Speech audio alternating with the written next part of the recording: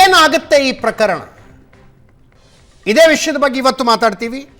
ನಿವೃತ್ತ ಹಿರಿಯ ಪೊಲೀಸ್ ಅಧಿಕಾರಿ ಲೋಕೇಶ್ವರ್ ನಮ್ಮ ಜೊತೆಗೆ ನೇರ ಸಂಪರ್ಕದಲ್ಲಿದ್ದಾರೆ. ಲೋಕೇಶ್ವರ್ ಸರ್, ಸೋಫಾರ್ ಪ್ರಕರಣ ಹೋಗ್ತಾ ಇರುವ ರೀತಿ ಒಬ್ಬ ನಿವೃತ್ತ ಅಧಿಕಾರಿಯಾಗಿ ಕರೆಕ್ಟ್ ಟ್ರ್ಯಾಕಲ್ಲಿ ಹೋಗ್ತಾ ಇದೆ ಅನ್ನಿಸ್ತಾ ಇದೆಯಾ ನಿಮಗೆ? ಕನ್ವಿಕ್ಷನ್ಗೆ ಹೋಗುತ್ತಿದ್ದು ಕನ್ವಿಕ್ಷನ್ ಆಗುತ್ತೆ ಅಂತ ಅನ್ಸುತ್ತಾ? ಕನ್ವಿಕ್ಷನ್ ವಿಚಾರ ಮಾತಾಡೋ ಸ್ಟೇಜ್ ಇದೆಲ್ಲ. ಇನ್ವೆಸ್ಟಿಗೇಷನ್ ಸರಿಯಾಗ್ತಿದ್ಯಾ ಅಥವಾ ಪ್ರಾಸಿಕ್ಯೂಷನ್ ಸರಿಯಾಗ್ತಿದ್ಯಾ ಅಥವಾ ಕೋರ್ಟ್ ಸರಿಯಾಗಿ ಯೋಚನೆ ಮಾಡ್ತಿದ್ಯಾ ಅನ್ನೋ ಪ್ರಶ್ನೆಗಳು ಈಗ ಬರ್ತಿದ್ದ ವಿನ ಕನ್ವಿಕ್ಷನ್ ವಿಚಾರ ಈ ಸ್ಟೇಜ್ ಅಲ್ಲಿ ಬರೋದಿಲ್ಲ. ಓಕೆ, ಇನ್ವೆಸ್ಟಿಗೇಷನ್ ಹೋಗ್ತಾ ಇರುವ ರೀತಿ ಅದೇ ಕೋರ್ಟ್ಗೆ ಕನ್ವಿನ್ಸ್ ಆಗೋ ರೀತಿಯಲ್ಲಿ ಇವತ್ತು ಇನ್ವೆಸ್ಟಿಗೇಷನ್ ಆಗಿದೆ ಅಂತ ಒಂದು ಭಾವನೆ ಬಂತು. ಏನಂದ್ರೆ ರೇವಣ್ಣ ಅವ್ರಿಗೆ ಬೇಲ್ ಕೊಟ್ಟಾದ್ಮೇಲೆ ಕಿಡ್ನಾಪ್ ಕೇಸಲ್ಲಿ ಭವಾನಿ ಅವ್ರಿಗೂ ಸಿಗುತ್ತೆ ಅನ್ನೋ ಪ್ರಶ್ನೆಯನ್ನ ಯೋಚನೆ ಮಾಡ್ತಾ ಇದ್ರೆಲ್ಲ. ಹೌದು, ಬೇಲ್ ಮ್ಯಾಟರ್ಸ್ ಯಾವಾಗ್ಲೂ ಕೊಡಬೇಕಾದ್ರೆ ಕೋರ್ಟ್ ಯೋಚನೆ ಮಾಡೋದು ಸಾಕ್ಷ್ಯಗಳನ್ನ ಆರೋಪಿಗಳು ಏನಾದ್ರು ನಾಶ ಮಾಡ್ತಾರ ಅಥವಾ ಮತ್ತೆ ಅವ್ರು ಕೋರ್ಟಿಗೆ ಬರ್ದಂಗೆ ತಪ್ಪಿಸ್ಕೊಂತಾರ ಇನ್ನೊಂದು ಎರಡು ವಿಚಾರ ಮುಖ್ಯವಾಗಿರುತ್ತೆ. ಹಾಗಾಗಿ ಈ ಪ್ರಕರಣದಲ್ಲಿ ಆ ಎಮ್ಮನ ಹತ್ರ ಒಂದು ಪ್ರೀ ರೆಕಾರ್ಡಿಂಗ್ ಸ್ಟೇಟ್ಮೆಂಟ್ ಮಾಡಿ ಆಕೆಯನ್ನ ಸುಳ್ಳು ಹೇಳಿಸ್ಬಿಟ್ಟು ತಪ್ಪಿಸ್ಕೊಳ್ಳೋ ಪ್ರಯತ್ನ ಮಾಡಿದ್ದನ್ನ ಪ್ರೂವ್ ಮಾಡಿದ್ದಾರೆ. Video record. ಹಾಗಾಗಿ ಭವಾನಿ ಅವ್ರಿಗೆ ಬೇಲ್ ಕ್ಯಾನ್ಸಲ್ ಆಗಕ್ಕೆ ಕಾರಣ ಆಗಿದೆ ಅದು.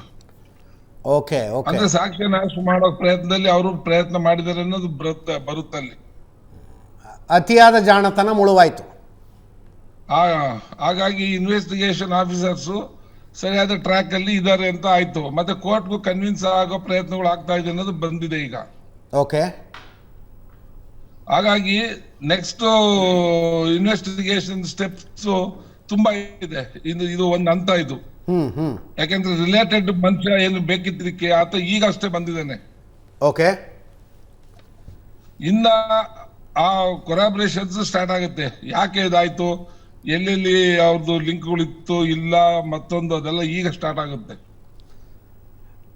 ನ್ಯಾಯಾಲಯದ ಮುಂದೆ ಏನು ಪೊಲಿಟಿಕಲ್ ಇಂಟೆನ್ಷನ್ನ ಪ್ರಕರಣ ಇದು, ಭವಾನಿ ಅವ್ರದ್ದು ನೇರವಾದ ಪಾತ್ರ ಇರೋದಕ್ಕೆ ಯಾವುದೇ ಸಾಕ್ಷಿ ಇಲ್ಲ, ಈ ರೀತಿಯಾದಂತಹ ವಾದಗಳ ಮಂಡನೆ ಆದವು. ಇಲ್ಲ, ಅವ್ರಿಗೆ ಅದೊಂದೇ ದಾರಿ ಇರೋದು. ಈಗ ಪ್ರಜ್ವಲ್ ರೇವಣ್ಣ ಸಹ ತನ್ನ ವಿಡಿಯೋ ಏನ್ ಕಳ್ಸಿದ್ದಾನೆ ಅದರಲ್ಲೂ ಆತ ಹೇಳೋದು ಇದು ಏನೋ ಪಿತೂರಿ ಮಾಡಿದ್ದಾರೆ ಅಂತ. ಹೌದು. ಸೊ ಪಿತೂರಿ ಮಾಡಿದ್ರೆ ಅದು ಇಲ್ಲೇ ನಿಂತ್ಕೊಂಡು ಫೇಸ್ ಮಾಡಬಹುದಿತ್ತಲ್ಲ ಅವರು. ಅಲ್ಲಿಗೆ ಹೋಗಿ 34 ದಿವಸ ಕೂತ್ಕೊಳ್ಳೋ ಅವಶ್ಯಕತೆ ಏನಿರ್ಲಿಲ್ವಲ್ಲ. ಅದೆಲ್ಲ ಮ್ಯಾಟರ್ ಆಗುತ್ತಲ್ವಾ? ಹೌದಲ್ಲ, ಖಂಡಿತ. ನೋಡಿ, ಒಂದು ಅಫೆನ್ಸ್, ಒಂದು ಕ್ರೈಮ್ ಅಲ್ಲಿ pre act, during offence act ಮತ್ತೆ ಆಫ್ಟರ್ ದಿ ಅಫೆನ್ಸ್ ಆಕ್ಟ್ ಏನಿದೆ, ಮೂರು ಸ್ಟೇಜ್ ಅನ್ನು ಕ್ರಿಮಿನಲ್ ಜಸ್ಟಿಸ್ ಅಲ್ಲಿ ನೋಡ್ತಾರೆ. ಅಪರಾಧ ನಡೆಯುವುದಕ್ಕಿಂತ ಮುಂಚೆ, ನಡೆಯುವಾಗ ಮತ್ತು ನಡೆದ ನಂತರ ಆರೋಪಿಯ ವರ್ತನೆ ಹೆಂಗಿತ್ತು ಅನ್ನೋದು ಕೂಡ ವರ್ತನೆ ತುಂಬಾ ಇಂಪಾರ್ಟೆಂಟ್. ಕೋರ್ಟ್ ಅದಕ್ಕೆ ತಕ್ಕಂತ ಪೂರಕ ಸಾಕ್ಷ್ಯಗಳನ್ನ ಇನ್ವೆಸ್ಟಿಗೇಷನ್ ಆಫೀಸರ್ ಏನ್ ಕೊಡ್ತಾನೆ ಅದ್ರ ಮೇಲೆ ಕೋರ್ಟ್ ಕನ್ವಿನ್ಸ್ ಆದ್ರೆ ನೀವು ಏನ್ ಅನ್ಕೊಂಡ್ರೆ ಆ ಕನ್ವಿಕ್ಷನ್ಸ್ ಚಾನ್ಸಸ್ ಜಾಸ್ತಿ ಆಗುತ್ತೆ. ಇನ್ವೆಸ್ಟಿಗೇಷನ್ ಭಯಂಕರ ಚಾಲೆಂಜಿಂಗ್ ಇದೆ ಸರ್. ಇದು 4 ವರ್ಷದ ಹಿಂದಿನ ಘಟನೆ, ಎಲ್ಲಿಂದ ಸಾಕ್ಷಿ ತರಕಾಗುತ್ತೆ? ಫೋನ್ ಯಾವುದದು, ಫೋನ್ ಎಲ್ಲೋಗಿದೆಯೋ ಏನೋ. ಇನ್ವೆಸ್ಟಿಗೇಷನ್ ಚಾಲೆಂಜಿಂಗ್ ಇದೆ. ರೇಪ್ ಅನ್ನೋ ಒಂದು ಇನ್ಸಿಡೆಂಟ್ ಏನಿದೆ ಅಲ್ಲ, ಐ ಮೀನ್ ಕ್ರೈಮ್, ಅದಕ್ಕೆ ಯಾವತ್ತೂ ಐ ವಿಟ್ನೆಸಸ್ ಯಾವತ್ತೂ ಇಲ್ಲ. ಓಕೆ, ತುಂಬಾ rare of the rare case. Gang rape ಅಲ್ಲಿ ಮಾತ್ರ ಐ ವಿಟ್ನೆಸ್ ವಿಚಾರಗಳು ಒಬ್ಬರ ಮೇಲೆ ಒಬ್ರು ಅಪೂರ್ವರಾದಾಗ ಹೇಳೋ ಅವಕಾಶ ಇರುತ್ತೆ. ಬಿಟ್ರೆ ಬೇರೆ ಯಾವುದೇ ರೇಪ್ ಪ್ರಕರಣಗಳಲ್ಲಿ ಐ ವಿಟ್ನೆಸ್ ಇರೋದಿಲ್ಲ. ಓನ್ಲಿ ಸರ್ಕಮ್ಸ್ಟೆನ್ಷಿಯಲ್ ಎವಿಡೆನ್ಸಸ್ ಕನ್ವಿಕ್ಷನ್ಗೆ ದಾರಿ. ಅಂದ್ರೆ 6 ತಿಂಗಳ ನಂತರ ದೂರು ಕೊಟ್ಟಾಗ ದೂರಿನ ಇಂಟೆನ್ಷನ್ ಬಗ್ಗೆ ಸಪರೇಟ್ ಆಗಿ ಯೋಚನೆ ಮಾಡಬೇಕಾಗತ್ತೆ. ಈ ಥರದ ವಾದಗಳಿದ್ದಾವೆ. ಅಲ್ಲ, ಕಂಪ್ಲೇಂಟ್ ಡಿಲೇಗೆ ಏನೇನು ಕಾರಣ ಅನ್ನೋದನ್ನು ಕೋರ್ಟ್ಗೆ ಕನ್ವಿನ್ಸ್ ಮಾಡೋ ಪ್ರಯತ್ನ ಇನ್ವೆಸ್ಟಿಗೇಷನ್ ಆಫೀಸರ್ ಮಾಡಕ್ ಹೋಗ್ತಾರೆ. ಈಗ ಕೋರ್ಟ್ ನಲ್ಲಿ ಹೇಳ್ತಾ ಇರೋದು ಭಯ ಇತ್ತು ಇವ್ರ ಬಗ್ಗೆ ಅಂತ, ಇಡೀ ಕುಟುಂಬದ ಬಗ್ಗೆ ಭಯ ಇದೆ, ಹಿಂಗಾಗಿ ಕಂಪ್ಲೇಂಟ್ ಕೊಡಕ್ಕೆ ಯಾರು ಮುಂದೆ ಬಂದಿರಲಿಲ್ಲ ಅಂತ. ಎಸ್ ಆ ಭಯ ಒಂದಿರ್ಬೋದು ಅಥವಾ ಆಸೆ ತೋರಿಸಿರ್ಬೋದು, ಇನ್ನೇನೋ ಕಾರಣಗಳು ಇರ್ಬೋದು. ಸೊ ಹಾಗಾಗಿ ಡಿಲೇಗೆ ಎಕ್ಸ್ಪ್ಲೈನು ಕೋರ್ಟ್ಗೆ ಕನ್ವಿನ್ಸ್ ಮಾಡೋ ಪ್ರಯತ್ನ ಖಂಡಿತ ಆಗುತ್ತೆ. Okay, got it. ತುಂಬ ತುಂಬ ಧನ್ಯವಾದ ಲೋಕೇಶ್ವರ್ ಸರ್, ಏಷ್ಯಾನೆಟ್ ಸುವರ್ಣ ನ್ಯೂಸ್ ಜೊತೆ ಮಾತನಾಡಿದ್ದಕ್ಕೆ. ನಟರಾಜ್ ಶರ್ಮಾ ಅವರಿದ್ದಾರೆ, ವಕೀಲರು. ಏನು ಅನ್ನಿಸ್ತಾ ಇದೆ ಸರ್, ವಾದ ಪ್ರತಿವಾದಗಳನ್ನು ಕೇಳಿಸಿಕೊಂಡ್ರೆ ಯಾವ ದಿಕ್ಕಿಗೆ ಹೋಗ್ತಾ ಇದೆ ಈ ಕೇಸು? ಸರ್, ಪ್ರಾಸಿಕ್ಯೂಷನ್ ಹತ್ರ ಸ್ಟ್ರಾಂಗ್ ಕೇಸ್ ಇದೆಯಾ? ಡೆಫಿನೆಟ್ಲಿ ಸ್ಟ್ರಾಂಗ್ ಕೇಸೇ ಇರತಕ್ಕಂಥದ್ದು. ನೋಡಿ, ಈಗ proving the case is not A stage, ಒಂದು ಈಗ ಆ ಸ್ಟೇಜಲ್ಲಿಲ್ಲ. ಇನ್ವೆಸ್ಟಿಗೇಷನ್ ಯಾವ ಹಂತದಲ್ಲಿ ಯಾವ ಮಟ್ಟದಲ್ಲಿ ಹೋಗುತ್ತೆ ಅನ್ನೋದು ಭಾಳ ಮುಖ್ಯವಾಗುತ್ತೆ.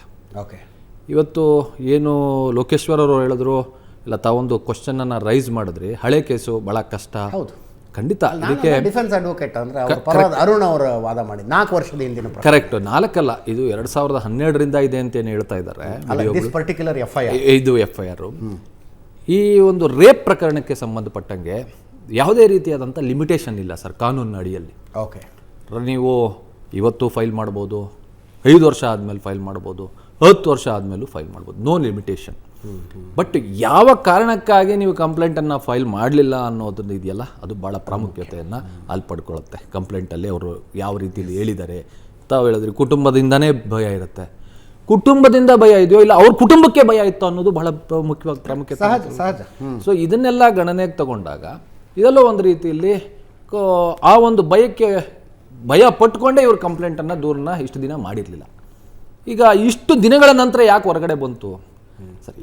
ಯಾವುದೋ ಒಂದು ಸಮಯ ಬರುತ್ತೆ, ಆ ಸಮಯ ಬಂದಾಗ ಪ್ರತಿಯೊಬ್ಬನಿಗೂ ಧೈರ್ಯವನ್ನು ತುಂಬುತ್ತೆ, ಆ ಸಮಯನೇ ತುಂಬುತ್ತೆ. ಈ ಪ್ರಕರಣದಲ್ಲೂ ಅಷ್ಟೇ, ಇವತ್ತೊಂದು ಸಮಯ ಬಂದಿದೆ, ಆ ಸಮಯ ಬಂದ ಕಾರಣದಿಂದ ಇವೆಲ್ಲ ಒಂದು ಮಾನವ ರೀತಿಯಲ್ಲಿದ್ದಂಥ ಮೃಗವನ್ನು ಹೊರಗಡೆ ತಂದಿದ್ದಾರೆ.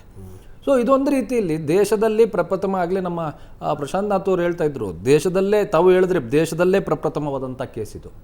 ಇದನ್ನು SIT ತನಿಖೆ ಬಹಳ ಪಾರದರ್ಶಕತೆಯಿಂದ ಮಾಡಬೇಕು.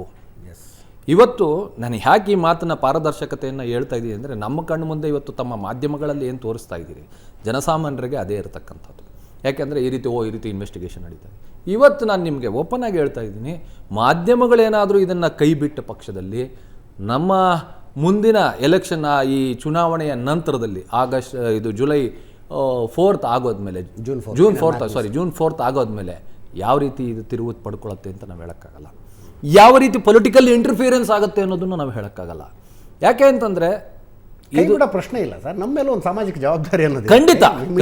ಇದು ನೋಡಿ, ನಿಮ್ಮ ಒಂದು ಜವಾಬ್ದಾರಿ ಇವತ್ತು ಈ ಬೆಳಕಿಗೆ ತರುವಲ್ಲಾಗಲಿ ಅಥವಾ ಇದನ್ನ ಕಂಟಿನ್ಯೂ ಮಾಡ್ಕೊಳ್ಳೋದಾಗಲಿ ಇದೆ.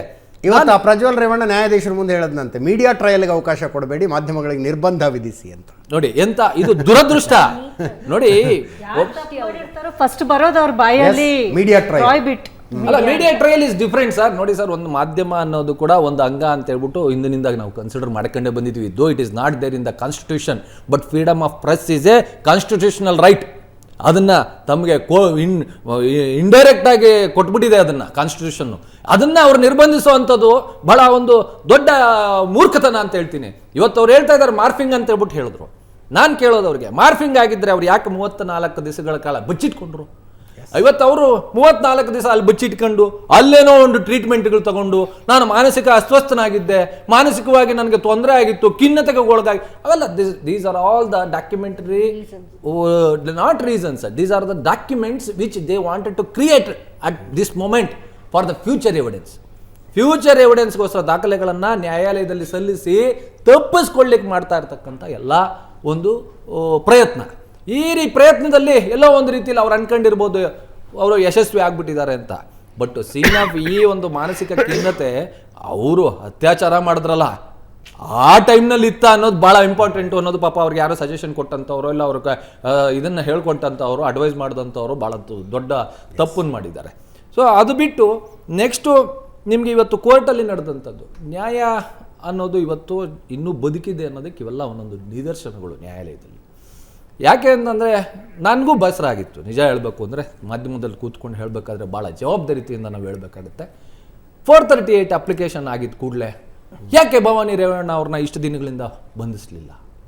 438 ಬೇರೆಯವ್ರಿಗೂ ಹಾಕ್ತಾರೆ, ನೀವು ಅವರು 438 ಆರ್ಡರ್ ಆಗೋ ತನಕ ಅಥವಾ ಅವ್ರದ್ದು ಆರ್ಗ್ಯುಮೆಂಟ್ಸ್ಗಳಾಗೋ ತನಕ ಪೊಲೀಸರು ಕಾಯ್ತಾರ? Investigating officer ಕಾಯ್ತಾರ? ಯಾಕೆ ಈ ಒಂದು ಇದರಲ್ಲಿ ಕಾಯ್ತಾ ಇದ್ದಾರೆ? ರೇವಣ್ಣ ಅವ್ರ ಕೇಸಲ್ಲೂ ಆಗಿರ್ಬೋದು 1 ವಾರ ಟೈಮ್ ತಗೊಂಡ್ರು. ಇವನ್ ಇವ್ರಿಗೂ ಅಷ್ಟೇ, ಇದುವರೆದ ತನಕ ಕರ್ನಾಟಕ ರಾಜ್ಯದಲ್ಲಿ ಪೊಲೀಸ್ ಅಂತಂದರೆ ಒಂದು ಭಾಳ ಇದನ್ನ ಇಟ್ಕೊಂಡಿರ್ತಕ್ಕಂಥವ್ರು ದಕ್ಷ ಇದನ್ನೇ ಪಡ್ಕೊಂಡಿರ್ತಕ್ಕಂಥ ಒಂದು ಇದನ್ನು ತಗೊಂಡಿರುವಂಥ ಒಂದು ಸಂಸ್ಥೆ ಇವತ್ತು ಇನ್ವೆಸ್ಟಿಗೇಷನ್ ಆಫೀಸರ್ಸು ಪೊಲಿಟಿಷಿಯನ್ ಪಬ್ಲಿಕ್ ಫಿಗರ್ಸನ್ನು ನೀವು ಹಿಡಿಯೋಕ್ಕಾಗಲ್ಲ ಅಂತಂದರೆ ಇನ್ನು ಟೆರರಿಸ್ಟ್ನಲ್ಲಿ ಹಿಡಿತೀರಿ ನೀವು. ಕ್ವಶನ್ ಒಬ್ಬ ಸಾಮಾನ್ಯ ಪ್ರಜೆಯಾಗಿ ಕೇಳ್ತಾ ಇದ್ದೀನಿ, ಒಬ್ಬ ವಕೀಲನಾಗಿ ನಾನು ಕೇಳ್ತಾ ಇಲ್ಲ. ಇವತ್ತು ನೀವು ಪಬ್ಲಿಕ್ ಫಿಗರ್ಸ್ ಇವರಲ್ಲ. ಭವಾನಿ ರೇವಣ್ಣ ಅವರೇನು ಎಲ್ಲೋ ಕಾಣಿಸದೇ ಇರತಕ್ಕಂಥ ವ್ಯಕ್ತಿ, ವೆರಿ ವೆರಿ ರಿಲಿವೆಂಟ್. ಮತ್ತೆ ಪ್ರಕರಣ ಹೆಂಗಿದೆ ಅಂದ್ರೆ ಸಂತ್ರಸ್ತೆಯರ ಸಂಖ್ಯೆ ಎಷ್ಟಿದೆ ಅಂತ ಇನ್ನೂ ಯಾರಿಗೂ ಅಂದಾಜು ಸಿಗ್ತಿಲ್ಲ. ಖಂಡಿತ ಸರ್, ಇದು ಓಡಾಡ್ಕೊಂಡಿದ್ದಾರೆ ಅಂದ್ರೆ ಬಹಿರಂಗವಾಗಿದ್ದಾರೆ. ಅವರ ಪೈಕಿ ಯಾರು ದೂರು ಕೊಡುವ ಮನಸ್ಸು ಮಾಡ್ತಾರೋ ಗೊತ್ತಿಲ್ಲ, ದೂರು ಕೊಡೋ ಧೈರ್ಯ ಮಾಡ್ತಾರೋ ಗೊತ್ತಿಲ್ಲ. ಸರ್, ನೀವು ಒಂದು ಈ ಹೊಳೆ ನರಸೀಪುರದ ಪಾಳೆಗಾರರ ಕುಟುಂಬ ನೀವು ಅವ್ರನ್ನ ಹಿಂಗೆ ಬಹಿರಂಗವಾಗಿ ಹೊರಗಡೆ ಓಡಾಡ್ಕೊಂಡಿರೋದಕ್ಕೆ ಬಿಟ್ಬಿಟ್ರೆ ಇದರಲ್ಲಿ ಒಂದು ನಾನು ಹೇಳಲಿಕ್ಕೆ ಇಷ್ಟಪಡೋದು, ಏನೋ ಅಕ್ಯೂಸ್ಡ್ ಪರ್ಸನ್ ಇದ್ದಾನೆ, ತಾವೇ ಈ ಪಾಯಿಂಟಿಗೆ ನಾನು ಹೇಳ್ತಾರೆ, ತಾವು ಕೇಳಿದಂಥ ಒಂದು ಪ್ರಶ್ನೆಗೆ ಇನ್ನೂ ಎಷ್ಟು ಜನ ಪಾಪ ಸಂತ್ರಸ್ತರಿದ್ದಾರೋ ಅವ್ರ ಭಯ ಆಗಿದ್ಯೋ ಅಂತ. ಹೌದು, ಬೇರೆ ಎಲ್ಲ ಕೇಸುಗಳಲ್ಲೂ ಯಾವುದೋ ಸಣ್ಣ ಒಂದು ಪ್ರಕರಣ, ಒಂದು ರೇಪ್ ಕೇಸ್ ಆಗಿದ್ರೆ ಕೂಡ ನೀವು ನಾರ್ಕೋ ಟೆಸ್ಟ್ ಮಾಡಿಸ್ತೀರಿ, ಒಂದು ಮರ್ಡರ್ ಆದರೆ ಕೂಡ ನಾರ್ಕೋ ಟೆಸ್ಟ್ ಮಾಡಿಸ್ತೀರಿ. ಇವತ್ತು ಯಾಕೆ ಈ ಪ್ರಕರಣ ಮಾಡಬೇಕು? ಬ್ರೈನ್ ಮ್ಯಾಪಿಂಗ್ ಮಾಡಬೇಕು, ನಾರ್ಕೋ ಟೆಸ್ಟ್ಗೆ ಒಳಗಾಗಬೇಕು, ನಂತರವೇ ನೋಡಿ ಅವಾಗ ನಿಮ್ಗೆ ಗೊತ್ತಾಗುತ್ತೆ ಈ ಪ್ರಕರಣದ ಉದ್ದ ಏನಿದೆ ಅನ್ನುವಂಥದ್ದು ಗೊತ್ತಾಗೋದು. ಬಟ್ ನಮ್ಮ ಕಾನೂನು ಒಂಥರ ವಿಚಿತ್ರವಾಗಿದೆ. ಆರೋಪಿ ಒಪ್ಪದ ಹೊರತು ನಾರ್ಕೋ ಟೆಸ್ಟ್ ಮಾಡಿಸೋದಕ್ಕಾಗೋದಿಲ್ಲ. ಇಲ್ಲ ಸರ್, ಅದು ಅಲ್ಲ. ಮಂಪರು ಪರೀಕ್ಷೆಗೆ ಆರೋಪಿ ಪ್ರಜ್ವಲ್ ರೇವಣ್ಣ ಒಪ್ಕೊಂಡ್ರೆ ಮಾತ್ರ ಮಂಪರು ಪರೀಕ್ಷೆ. ಇಲ್ಲ ಸರ್, ಅದು ಇಲ್ಲ ಒಂದ್ ನಿಮಿಷ ಮೇಡಮ್, ಅದು ತಪ್ಪು ಇದಾಗುತ್ತೆ ಸರ್. ಆರೋಪಿ ಒಪ್ಕೋಬೇಕು ಅಂತಲ್ಲ, ಆರೋಪಿ ಒಪ್ಪದೆ ನಾರ್ಕೋ ಟೆಸ್ಟ್ ಮಾಡಿದ್ದಂತ ಒಂದು ಟೆಸ್ಟ್ ಅನ್ನ ನೀವು ನ್ಯಾಯಾಲಯದ ಪರ್ಮಿಷನ್ನ ಪಡೆದು ಅವ್ರನ್ನ ನಾರ್ಕೋ ಟೆಸ್ಟ್ಗೆ ಒಳಪಡಿಸಿದಲ್ಲಿ ಆ ಒಂದು ಏನು ನೀವು ರಿಪೋರ್ಟ್ ಇದೆ ಅದನ್ನ ಆ ಅಕ್ಯೂಸ್ಡ್ ಎಗನೆಸ್ಟ್ ಆಗಿ ಉಪಯೋಗಿಸ್ಕೊಳ್ಳೋಂಗಿಲ್ಲ ಅಷ್ಟೇ. ಅದಿರ್ತಕ್ಕಂಥದ್ದು ಬೇಡ ನಮಗೆ. ಈಗ ಏನು ಹಿಂದೆ ನಡೆದಿರ್ತಕ್ಕಂಥ ಘಟನೆಗಳು ಹೊರಗಡೆ ಬರಲಿ ಸಾಕು ನಮಗೆ. ಘಟನೆಗಳು ಏನೇನು ನಡೆದಿದೆ, ಆ ಘಟನೆಗಳು ಯಾರ್ಯಾರು ಸಂತ್ರಸ್ತಿದ್ದಾರೆ, ಅವ್ರು ಏನೇನು ನೀಚ ಕೆಲಸಗಳನ್ನು ಮಾಡಿದಾನೆ ಅದು ಹೊರಗಡೆ ಬಂದರೆ ಸಾಕು.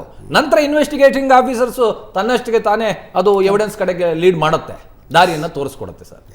ನಾರಾಯಣ ಸರ್, ಕೇಸಿಂದು ಫ್ಯಾಕ್ಟ್ಸು ಫಿಗರ್ಸು ನೋಡ್ತಾ ಹೋದರೆ ನನಗೆ ಗೊತ್ತಿಲ್ಲ ಇದೆ ಎಲ್ಲಿಗೆ ಹೋಗುತ್ತೆ, ಕನ್ವಿಕ್ಷನ್ ತನಕ ಹೋಗುತ್ತೋ ಏನೋ. ಆದರೆ ಸಮಾಜದ ಆರೋಗ್ಯದ ದೃಷ್ಟಿಯಿಂದ ಒಂದು ಪಬ್ಲಿಕ್ ಹ್ಯೂಮಿಲಿಯೇಷನ್ ಆದರೂ ಆಗಬೇಕು ಅಂತ, ಪಬ್ಲಿಕ್ ಹ್ಯೂಮಿಲಿಯೇಷನ್ ಆದರೂ ಆಗಬೇಕು. ಅಂಥದ್ರಲ್ಲಿ ಮೀಡಿಯಾ ಟ್ರಯಲ್ ಮಾಡದಂತೆ ನೀವು ತಡೆಯಾಜ್ಞೆ ಕೊಡಿ, ನಿರ್ಬಂಧ ವಿಧಿಸಿ ಮಾಧ್ಯಮಗಳಿಗೆ ಅಂತ ನ್ಯಾಯಾಧೀಶರು ಹೇಳಿದ್ರೆ ನಿಮ್ಮ ವಕೀಲರನ್ನ ಕಾಂಟ್ಯಾಕ್ಟ್ ಮಾಡಿ ಅಂತ. ಈಗ ಏನೋ ಇಂಜೆಕ್ಷನ್ ಕೊಡಬೇಕು ಪ್ರಜ್ವಲ್ ವಿರುದ್ಧ ಏನನ್ನು ಪ್ರಸಾರ ಮಾಡದಂತೆ ಅಂದರೆ ನ್ಯಾಯಾಲಯ ಇಂಜೆಕ್ಷನ್ ಕೊಟ್ಬಿಟ್ರೆ ಹೆಂಗಿದ್ನ ಅಂತ. ಇದು ನೋಡಿ, ವಿಚಾರ ಹೀಗಿದೆ. ಈಗ ಪೊಲೀಸ್ನವರು ಅದನ್ನು ತನಿಖೆ ಮಾಡುವರು. ರಾಜಕೀಯದಿಂದಾಗಲಿ ಅಥವಾ ಪಕ್ಷಗಳಿಂದ ಬಂದು ಕೋರ್ಟ್ ಮುಂದುಗಡೆ ಹೇಳುವಂಥ ಪ್ರಶ್ನೆ ಬರೋದಿಲ್ಲ. ಹೌದು, ರೆಕಾರ್ಡ್ಗಳಲ್ಲಿ ಏನೆಲ್ಲ ಸಿಕ್ಕಿದೆ ಅಂತ ಹೇಳೋ ರೆಕಾರ್ಡ್ ಇದೆಯಲ್ಲ ಅದನ್ನು ನ್ಯಾಯಾಲಯದ ಮುಂದೆ ಹಾಕಬೇಕು. ಕರೆಕ್ಟ್. ಅದನ್ನು ಅವರು ಪೊಲೀಸರು ತನ್ನ ಸ್ವಂತ ಇದರಿಂದಲೇ ಮಾಡಬೇಕು ಹೊರತು ಬೇರೆ ಯಾವ ಪ್ರಭಾವದಿಂದ ಮಾಡಕೂಡ್ದು. ಸುಪ್ರೀಂ ಕೋರ್ಟ್ ಇರ್ತದೆ ಇನ್ವೆಸ್ಟಿಗೇಷನ್ಲಿ ತಾನು, supreme court judges should not interfere with ಅಂತ ಅಂಥ ಜಡ್ಜ್ಮೆಂಟೇ ಸುಪ್ರೀಂ ಕೋರ್ಟ್ ಹೇಳ್ತದೆ. ಅಂತೇಳಿ ಬೇರೆ ರಾಜಕೀಯದ ಒಂದು ಬದಿಯಲ್ಲಿ ಇಟ್ಬಿಡಿ. ಇವರು ತನ್ನ ಸ್ವಂತ ಬುದ್ಧಿಯಲ್ಲಿ ಇನ್ವೆಸ್ಟಿಗೇಷನ್ ಮಾಡಬೇಕು, ಮಾಡಿ ಮೆಟೀರಿಯಲ್ಗಳನ್ನು ಕೋರ್ಟಿಗೆ ಕೊಡಬೇಕು. ಅದರಲ್ಲಿ ಎಷ್ಟು ಮಟ್ಟಿಗೆ ಅದು ಭದ್ರತೆ ಇದೆ ಅಂತ ಹೇಳೋದು ಪ್ರಶ್ನೆ. ಕನ್ವಿಕ್ಷನ್ದು ವಿಚಾರ ಬೇರೆ. ಅದು ಸಾಕ್ಷಿ ನಡಿಬೇಕು, ಕಳೆಗೆ ಯಾರ್ಯಾರು ಏನೆಲ್ಲ ಆಗ್ತದೋ. ಈ ನನಗೆ ಹೆದರಿಕೆ ಏನಂದರೆ, ಈಗ ನಡೆಯುವ ಪರಿಸ್ಥಿತಿಯಲ್ಲಿ ಈ ರಾಜಕೀಯದಿಂದ ನಾಳೆ ಚುನಾವಣೆ ಆದ ಮೇಲೆ ಅದು ಇನ್ನೇನಾದರೂ ಪರಿಸ್ಥಿತಿ ಬದಲಾವಣೆ ಆಗ್ಬಿಡ್ತದೋ ಅಂತ ಹೇಳೋ ಒಂದು ಹೆದರಿಕೆಯೂ ನನ್ನ ಹತ್ರ ಇದೆ. ಏನು ಬದಲಾವಣೆ ಆಗ್ತದೆ ಅಂದರೆ ಯಾರು ಗೆಲ್ತಾರೆ ಏನು ಸೋಲ್ತಾರೆ ಅಂತ ಹೇಳಿದ ಮೇಲೆ, ಈ ಉದಾಹರಣೆಗೆ ನಾನು ಹೇಳ್ತಿರೋದು, ಇವರು ಈಗ ಏನು ಪ್ರಭಾವ ಏನಂದರೆ ಕಾಂಗ್ರೆಸ್ನವರು ಇದರಿಂದ ಬಿದ್ದಿದ್ದಾರೆ ಅಂತೇಳಿ ನನ್ನ ತಿಳುವಳಿಕೆಯಲ್ಲಿ ಇದೆ. ಆದರೆ ಅದನ್ನು ನಾನು ಇಲ್ಲಿ ಬಳಸ್ಕೊಳ್ಬೇಕು ಲಾಯರ್ ಆಗಿ ವಿಚಾರಣೆಗೆ ನಾನು ಹೇಳ್ತಾ ಇಲ್ಲ. ಓಕೆ, ನಾಳೆ ಎಲ್ಲಾದರೂ ಬೇರೆ ರಾಜಕೀಯದವರು ಗೆದ್ದು ಬಂದಾಗ ಇನ್ನು ಇವ್ರದ್ದು ಯಾಕೆ ನೀವು ಹೇಳ್ತೀರಿ, ಇಲ್ಲಿ ನೋಡಿ ಈ ಬಾಕಿ ಇರೋರ ಕಥೆ ಅಂತೇಳಿ ಎತ್ತಿ ಹೊರಗಡೆ ತರ್ತಾರೆ. ನಾನು ಹೇಳಿದ ಗೊತ್ತಾಯ್ತು ಸರ್ ನಿಮಗೆ. ಹಾಗೆ ಇದನ್ನು ತಂದು ಇದನ್ನೆಲ್ಲಾದರೂ ಬದಿ ಹೊತ್ತಾರೋ ಏನು ಅಂತೇಳಿ. ಆದರೆ ವಿಚಾರಣೆ ಇದು ಪೂರ್ತಿ ನಡಿಬೇಕು. ಮಹಿಳೆಯರ ಮೇಲೆ ಇಂಥ ಒಂದು ವ್ಯವಸ್ಥೆ ನಡೆದಿದೆ. ತಫ್ಸೀಲಾಗಿ ವಿಚಾರಣೆ ನಡಿಬೇಕು. ನಡೆದು ಆ ವಿಚಾರಣೆಯನ್ನು ಪೊಲೀಸ್ನವರು ನ್ಯಾಯಾಲಯದ ಮುಂದೆ ಇಡಬೇಕು. ಅವರು ರಾಜಕೀಯ ಒತ್ತಡದಿಂದ ನಾನು ಅರ್ಧ ಬಿಡ್ತೇನೆ ಪೂರ್ತಿ ಬಿಡಲ್ಲ ಅಂತ ಹೇಳೋದಾಗಲಿ, ಅಥವಾ ಇಲ್ಲ ರಾಜಕೀಯದವರು ಹೇಳ್ತಾ ಇದ್ರೆ ಇದನ್ನು ಪೂರ್ತಿ ಸ್ಟ್ರಾಂಗ್ ಆಗಿ ಮಾಡಿ ಕೊಡು ಅಂತ ಹೇಳಿ ಹೇಳ್ತಾರೆ. ಆ ಸ್ಟ್ರಾಂಗ್ ಆಗಿ ಕೊಟ್ಟರೆ ನಾಳೆ ವಿಚಾರಣೆ ಬಂದಾಗ ಅಡ್ಡಾದಿಡ್ಡಿ ಹಾಗೆ ಎಲ್ಲೋ ಒಬ್ಬ ಜನಸಾಮಾನ್ಯನಾಗಿ ನಾನು ಹೇಳೋದು ಈ ವಿಡಿಯೋ ಹೊರಗೆ ಬಂದಿದ್ದರ ಹಿಂದೆ ರಾಜಕೀಯ ಇತ್ತಾ ಅದೆಲ್ಲವೂ ಸೆಕೆಂಡ್ರಿ. ಘಟನೆ ನಡೆದಿದ್ದಾವೋ ಇಲ್ವೋ ಅಷ್ಟೇ. ಹೌದು, ಘಟನೆ ನಡೆದಿದ್ದು ನಿಜಾನ ಸುಳ್ಳ? ಖಂಡಿತ ಒಂದು ಹೆಣ್ಣು ಘಟನೆ ಹೌದು ಹೌದು, ಪಾಲಿಟಿಕ್ಸ್ ಇದೆ ಇದರಲ್ಲಿ. ಯಾರು ಹೇಳ್ತಾರೆ ರೀ ಪಾಲಿಟಿಕ್ಸ್ ಇಲ್ಲದೆ? 26ನೇ ತಾರೀಕು ವೋಟಿಂಗ್ ಇದೆ, 21ನೇ ತಾರೀಕು ವಿಡಿಯೋಗಳು ರಿಲೀಸ್ ಆಗ್ತವೆ ಅಂತಂದರೆ ಡೆಫಿನೆಟ್ಲಿ ಪೊಲಿಟಿಕಲ್ ಇಂಟೆನ್ಷನ್ ಇದೆ.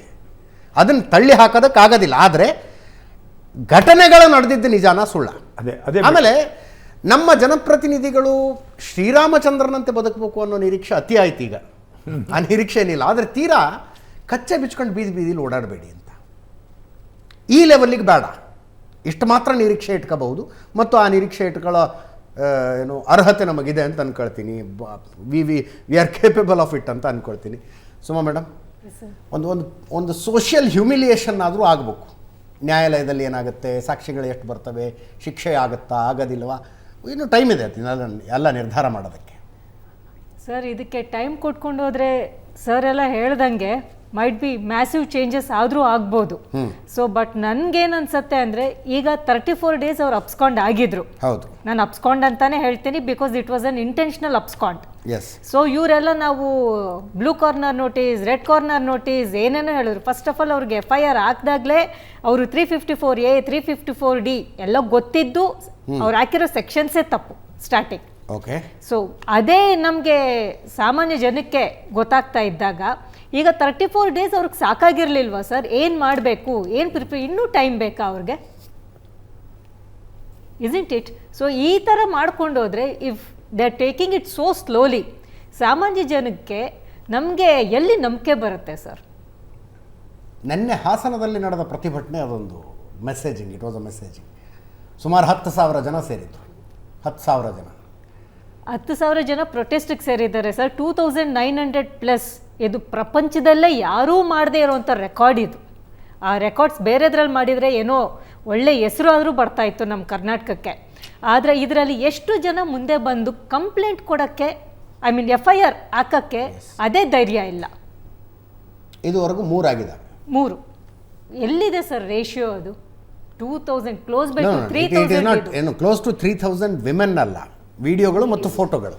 ಸೊ ಎಷ್ಟು ಮಹಿಳೆಯರದ್ದು ಅಂತ ನಾವು ಉಪಮುಖ್ಯಮಂತ್ರಿಗಳನ್ನ ನಾನು ಪ್ರಶಾಂತ್ ನಾಥ್ ಕೇಳಿದ್ವಿ, DK ಶಿವಕುಮಾರ್ ಅವ್ರನ್ನ. ಇಟ್ ಈಸ್ ಇನ್ 3 digits ಅಂತ ಹೇಳಿದ್ರು. 3 digits ಅಂದ್ರೆ 100ರಿಂದ 999 ಮಧ್ಯದಲ್ಲಿ ಅಷ್ಟಾರು ಸಂಖ್ಯೆ ಸರ್. ಆಗಿರ್ಬೋದು. ಒಂದಾದ್ರೂ ತಪ್ಪು, ಎರಡಾದ್ರೂ ತಪ್ಪು, ಡಿಜಿಟ್ಸ್ ಹೋಗ್ಕೊಂಡಾದ್ರೂ ತಪ್ಪು. ಹೆಣ್ಣು ಅಂದ್ರೆ ಅಷ್ಟು ಈಸಿ ಅಲ್ಲ ಸರ್. ಅಂಡ್ ಅವ್ರ ಮನೇಲೆ ಅವ್ರ ತಾಯಿ ಹೆಣ್ಣು, but what I she done, ಅವ್ರ ಅಪ್ಪ ಎಲ್ಲ ಸರ್ ರಾಯಲ್ ಡೈನಾಸ್ಟಿ ಅಂದ್ಬಿಟ್ಟು they should not use their political powers to humiliate some other innocent people. ಅವ್ರು ಹೆಂಗ್ ಸರ್ ಧೈರ್ಯವಾಗಿ ಬರ್ತಾರೆ? ಇವರೇನೋ ಇವಾಗ ಮೆಡಿಕಲ್ಲು ಅದು ಇದು ಅಂತ ಏನೇನೋ ಹೇಳ್ತಾರೆ. ಆ ಹೆಣ್ಮಕ್ಳು ಸರ್ ಅವ್ರು ಎಕ್ಸ್ಪೋಸ್ ಆಗಿರೋರ್ದು ಸರ್. ಅವ್ರು ಅನ್ಕೊಂಡಿದ್ರೆ ಅವ್ರು ಎಕ್ಸ್ಪೋಸ್ ಆಗ್ತಾರೆ ಅಂತ. ಅವ್ರ ಜೀವನ ಹೆಂಗೆ ಸರ್ ಇವಾಗ? ಅವ್ರು ಯಾರು ನಾವು ಕಾಲು ಕೈ ಹಿಡಿಬೇಕು ಸರ್? ಅವ್ರಿಗೇನಾದ್ರೂ ಮಾಸ್ ಡೆತ್ ಆದರೆ ಯಾರು ಜವಾಬ್ದಾರಿ ತಗೊಳ್ತಾರೆ? ಪರಿಸ್ಥಿತಿ ಹಂಗೆ ಇದೆ. ಯಾಕಂದ್ರೆ ಅವ್ರ ಮನೇಲಿ ಯಾರಿಗೂ ಗೊತ್ತಿಲ್ಲದ ಅವ್ರು ಯಾವ ಪರಿಸ್ಥಿತಿಯಲ್ಲಿ ಈ ತರ ಆಗ್ಬೇಕು ಅಂತ ಆಗಿರತ್ತೋ ಆ ಘಟನೆಗಳು. ಈಗ ವಿಡಿಯೋಗಳು ಫೋಟೋಗಳು ಹೊರಗೆ ಬಂದಿರುವ ಮಹಿಳೆಯರ ಕೆಲವು ಕುಟುಂಬಗಳು ಮನೆಗೆ ಬಾಗಿಲಾಕೊಂಡು ಊರು ಬಿಟ್ಟಿದ್ದಾರೆ. ನಮ್ದು ಇನ್ನೊಂದು ಕೇರಳ ಕೆಲವರು ಮನೆ ಮಾರಾಟಕ್ಕೆ ಇಟ್ಟಿದ್ದಾರಂತೆ.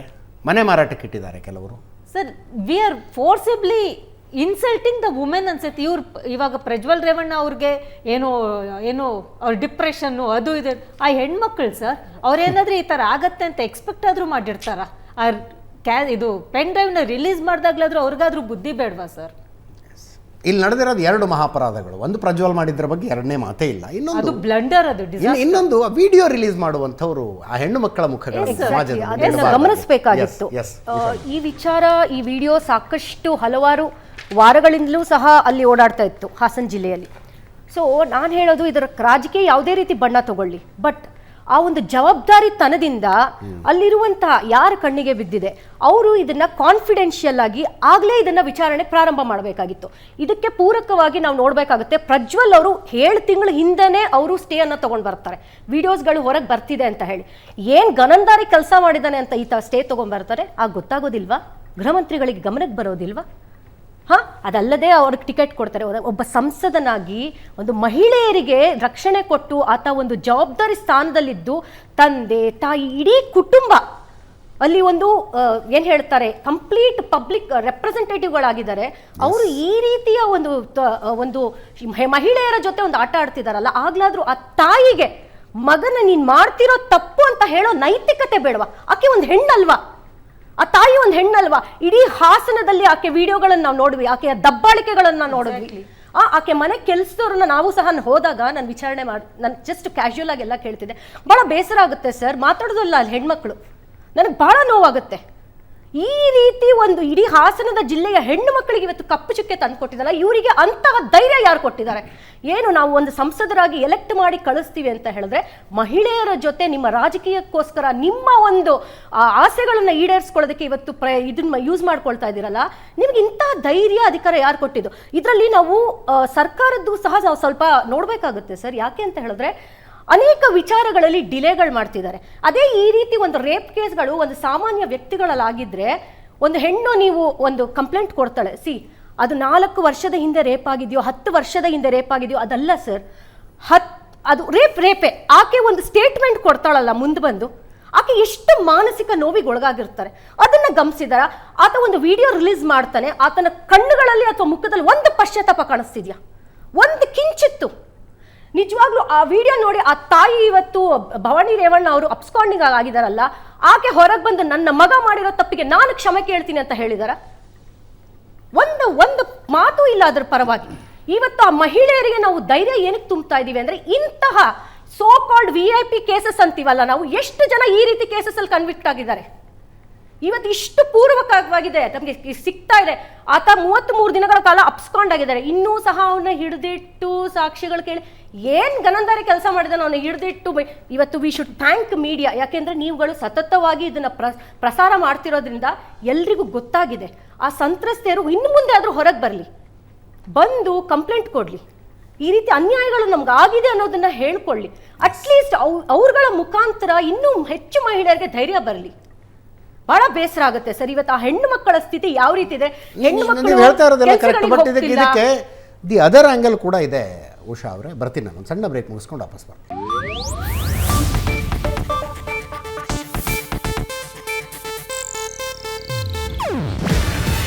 ಇದು ಏಷ್ಯಾನೆಟ್ ನ್ಯೂಸ್ ನೆಟ್ವರ್ಕ್ ಪ್ರಸ್ತುತಿ. ನೀವು ನೋಡ್ತಿದ್ದೀರಾ ಏಷ್ಯಾನೆಟ್ ಸುವರ್ಣ ನ್ಯೂಸ್.